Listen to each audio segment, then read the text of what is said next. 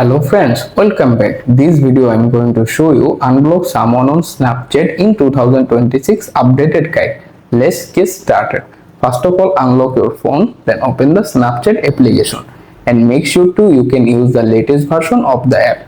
After that, look at the top left corner, find the beat emoji icon, click on them. Then look at the top right corner, here you can find the settings gear icon, click on it. Now scroll down a little, at the very bottom scroll again, find the block users option, tap on it. Here you can see all of the blocked users listed there. Find the exact people if you want to unblock. For example, I am unblock this Jack, so tap on the cross icon next to their name, then confirm by tapping yes and automatically unblock this person.